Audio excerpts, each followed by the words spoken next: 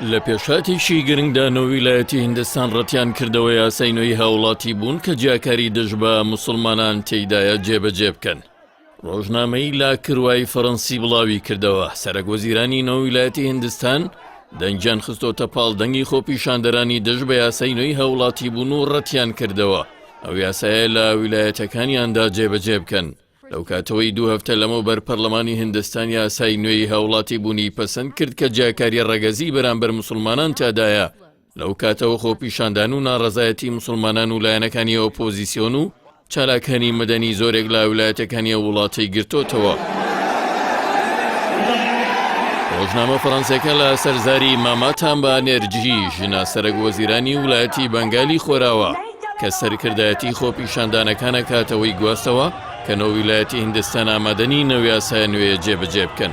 ئەو بەرپرسانەیە ویلایەتانە پێداگری لەواکەن کە ڕێگەنادەن بەرنامەی تۆماری نیشتیمانی هاوڵاتیان لەسەر خاچی ویلایەتەکانیان جێبەجێ بکرێ. تۆماری نیشتیمانی هاوڵاتیان ئەو یاسای نوێیە کە حکوومەتەکەی ناریندرایی مۆدی سەرۆکوەزیرانی هیندستان بە پاڵنەری ئایدۆلۆژی هیندۆسیانە دەیەوێت جێبەجێ بکات و ناڕەزایەتی لێکەوتۆتەوە. بەمە زۆرێک لە موسڵمانان ترسیان هەیە لە حاڵەتی جێبەجێکردنی و یاسایدا مۆری بیانی بوونیان بەسەردا بچەسپێت و مافەکانیان لێزەوت بکرێ.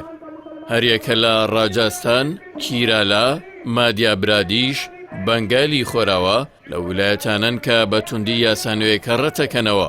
لەنێو ئەو ویلایەتانەشدا بەنگالی خۆراوە گرنگترین ویلایەتە لە ڕووی ژمارەی پەرلەمانتارانەوە لە پەرلەمانی ناوەندی هیندستان. بەپێی زانیاری ڕۆژنامە فەڕەنسیەکە هەموو چاوەکان لەسەر ماماتا بانیرجی ژنە سەرۆکوەزیرانی ویلایەتی بەنگالی خۆراوان کە وەک سەرڕمی خۆپیشاندانەکان دەرەکەوێ بۆ پێی لە سەدا 28 دانیشتوانی ویلایەتەکەی موسڵمان و بۆ بردنەوە لە پارتەکەی مودی لە هەڵبژارنەکەی ساڵی 2021دا بە تەواوەتی پشتیان پێدەبەستێ.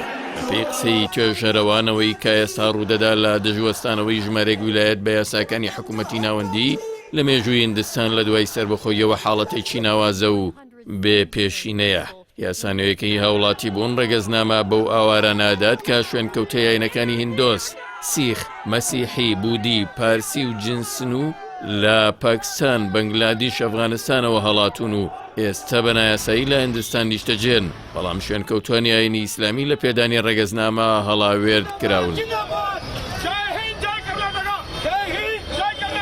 ڕۆژنامەی نیویۆرک تایمزی ئەمریکیش ئەو یاسانوێیە بە هەڵمەتی سەرۆکوەزیران و وەزیری نێوخۆی حکوومەتەکەی بۆ پەراوێزخستنی موسڵمانان و گۆڕینی هیندستان بۆ نیشتیمانی هیندۆستەکان لێک دەداتەوە لە کاتێکدا موسڵمانان ژمارەیان 200 ملیۆن کەسە و لە سەدا 14 دانیشتوانی هیندستان پێک دەهێنن.